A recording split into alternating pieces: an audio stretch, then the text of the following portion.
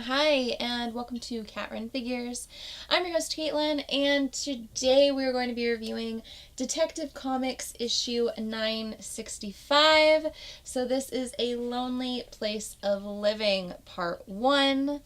So before I get on into the review, I wanted to talk a little bit about Batman issue 441 and A Lonely Place of Dying, part 3 of 5. So this is the original cover that they have cover swiped for this issue, and in this issue we get to see the first time that Dick Grayson has met Tim Drake, and when Tim Drake is telling Dick how he figured out who Batman and Robin were and that Batman needs a Robin. So in A Lonely Place of Dying, we get to see out of the story the emergence of Tim Drake and his rise to becoming a Robin and actually donning the costume for himself. Lonely Place of Living.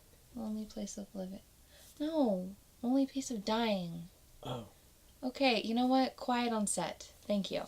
Anywho, I'm not sure if you already seen the video that I tried to shoot before this that my lovely cameraman decided to step on into. Your lovely intoxication is Intoxicated. whatever. Yeah, he's drunk. It's all good. It's all good. I can hit a button.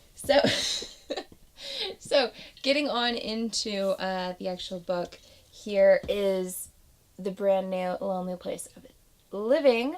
So this was a cover swipe for this issue, and in this we get to see Tim Drake try to escape Oz. So as we remember through the majority of Rebirth now, Tim Drake has basically been taken off the table. He was assumed dead, but, he was actually locked up and imprisoned, completely removed from the multiverse, and we found out through a number of various stories that he was not the only character removed. So was Mr. Mxyzptlk and many others. So let's jump right on into this, shall we? Alright, so we get to see him retelling the very same story of when he first met Dick Grayson, and we find out that he's actually retelling this story to Oz. He's being interrogated and asked why it is that he chose to become a Robin.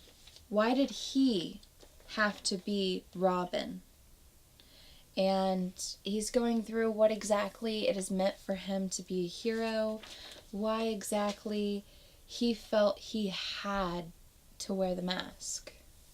And throughout, it's just been a lovely nod to this really great story, A Lonely Place of Dying. And I gotta say, I love the art throughout, and the way that he's answering every single one of Oz's questions without hesitation, and then he stops. And he says he's done being interrogated. And he lets Oz in on a little bit of a secret that he's actually hacked the system there. And he lets himself go. Go long enough to attack Oz and to try to force some answers out of him. He wants to know everything. He wants to know what this prison is. He wants to know why he was brought there, and he wants out. But then Oz reveals himself to be Jor-El, the father of Superman. Spoiler alert for anyone who's not currently reading Action Comics, Jor-El has been confirmed as the man behind the curtain. Oz, we all thought it was Ozymandias, but it's actually a Wizard of Oz reference. And basically, Jor-El lets Tim Drake in on a little bit of a secret. He's not actually the jailer here. He was another prisoner, but he figured out a way to be free. And if Tim Drake's smart, he can figure out the same way. So he escapes before answering any of Tim's questions, and we do get this lovely page right here. I love this image. It's very strong throughout. And Tim's panicking. He doesn't know how long he's going to be able to control the system. He doesn't even know how he's going to get out of there or where he is. So he sends out a distress signal to try to contact Batman to tell him where he is and that he needs help, that this might be the only signal he's able to get out. And luckily / thankfully, Batman hears him, and Batman tells him that he's actually locked inside the same prison and that he needs to unlock all of the cells.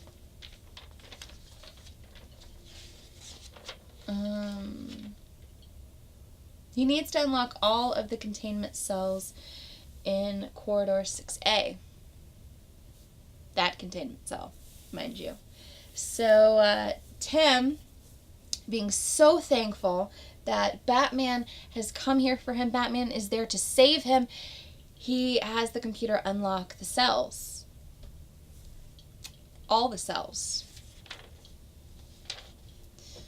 Well, he rushes to Batman, and he's so thankful to see him there. He doesn't understand how he was able to get there, how he found him. He's just so thankful to see him again, and Batman says, "You really are Tim."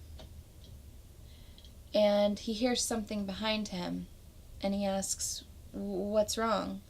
And Batman throws him to the ground, telling him to get down. Batman then pulls out a gun and opens fire on whatever's behind Tim. So Tim, being horrified, knows this isn't Bruce. Bruce doesn't use guns. Bruce hates guns. Batman's always hated guns. Everyone knows because his parents were gunned down in an alley. Well, we find out this is, in fact, Batman, and that is, in fact, the gun that gunned down both Martha and Thomas Wayne, but this isn't Bruce Wayne. We find out that this is Tim Drake from the future, and he's decided to reclaim this gun and turn it into a weapon of good. And before we can get any more into that, the creature that was behind, allowing all of those crashing and just horrible sounds, was none other than Doomsday. So the next issue, we're going to see the two Tims facing off against Doomsday.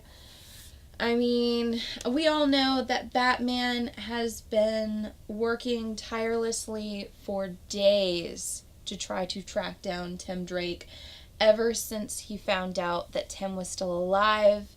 I mean, this is his partner. This was one of his Robins. This was like another one of his sons, which I understand the Robins aren't technically all his sons other than Damian, but they are, basically. He's raised each one of them. And this is another one of his boys. It's another one of his Robins. And so much of Rebirth has been Bruce trying to come to terms with the loss of Tim and trying to keep the rest of his Bat family safe. Well, we're going to see moving forward exactly how far the members of the Bat family are willing to go in order to be reunited. So I really enjoyed this issue.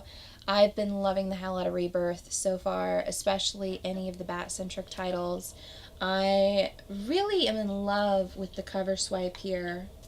I mean, just such an amazing cover to bring into the new days. And honestly, if you haven't picked up this issue, I would definitely suggest doing so. There's a bunch of other really great cover swipes coming forward with the Tim Drake storyline of A Lonely Place of Living.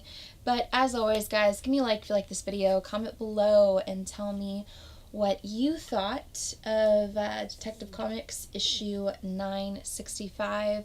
And as always, subscribe to my channel for more comic book content, or check out any of the older videos I have up for offer here on Cat Run Figures. And until next time, I'm your host, Caitlin. Bye.